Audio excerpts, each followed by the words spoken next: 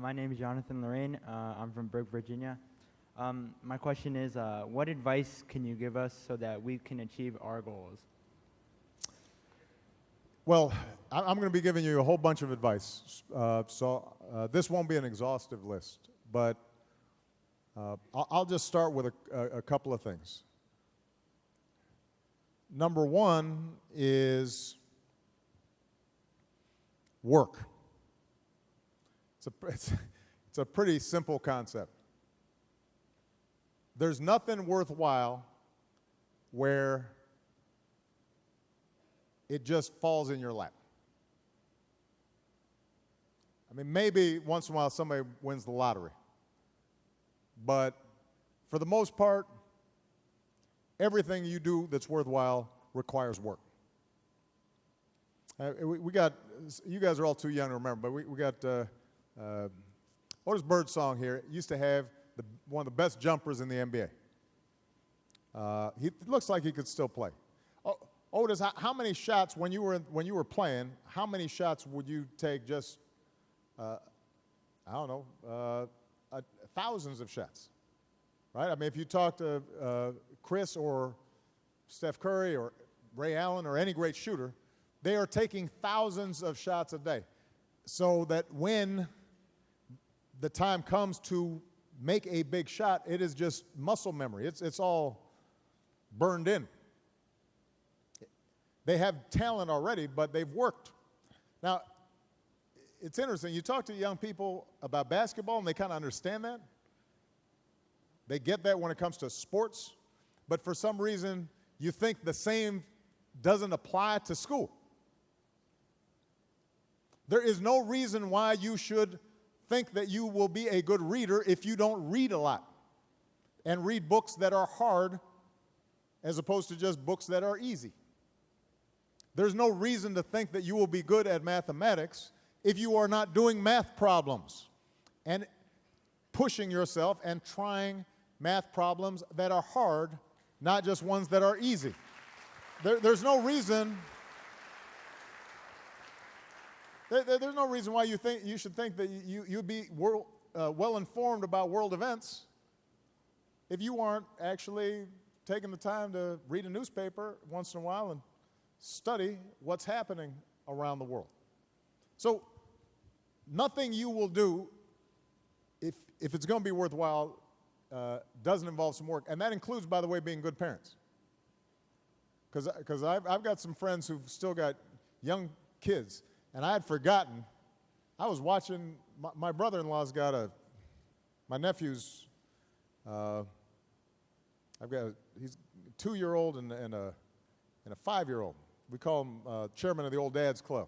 He started again. And I'm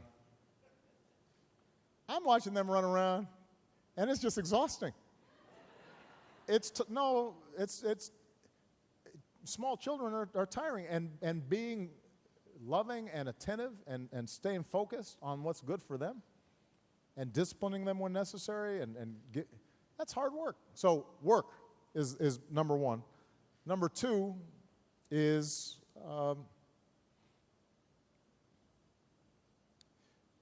figure out what it is that you care about passionately,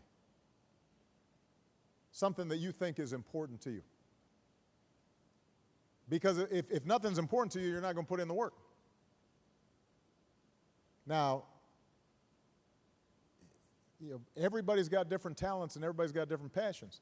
And sometimes part of the goal of My Brother's Keeper is to expose you to more things so that you don't think that the only thing you can be passionate about is what you're seeing on TV. And part of the problem with young men of color is oftentimes the only thing they see to be passionate about is basketball or rap. And we want to make sure you get exposed to graphic design, or you're exposed to engineering, or you're exposed to being a lawyer, so that maybe you will be passionate about that. But the point is, those two things go hand in hand. If you find something you really care about, then that's also what you're going to really be willing to put a lot of work into. And that's what you'll end up being good at. So that's goal number two. And goal number three, or third thing, and I got a longer list, but here's the third thing that's pretty important.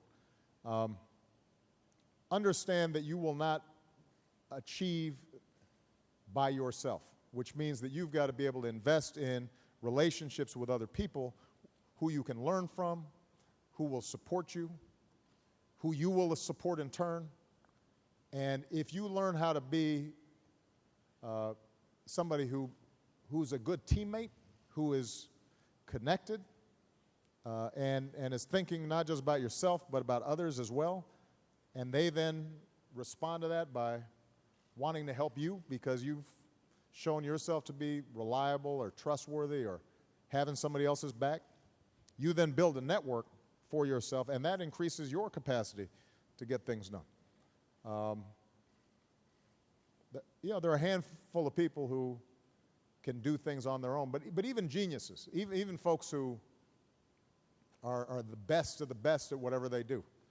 Generally speaking, when you look at it, you find out there's a whole bunch of people behind them that have allowed them to succeed the way they have. And that's part of what My Brother's Keeper needs to be, is just one more tool that you have to expand your network of people who can support you, give you ideas, buck you up when you're down, open doors for you. Of course, the flip side is, though, you can't just take, you also got to give. So you've got to show enthusiasm, you've got to want to be involved, you've got to be curious. You're going to have to ask questions. If you have a mentor, you've got to show up on time. If somebody's putting time into you, you've got to show appreciation for it and do your hardest to achieve. Same thing with teachers. I don't care how bad your school is, there's a teacher in there somewhere who, if you went up to her or him and said, I really want to learn, can you help me? That teacher would snatch you up in a second because they want to feel like they're doing a good job. But if you're just sitting in the back of the class slouching and complaining about how bad the school is, well, then, you may be right to be angry that you don't have enough school supplies or the building's bad or what have you, but it's not going to help you. You're not going to learn. So you've got to be able to give as well as to take.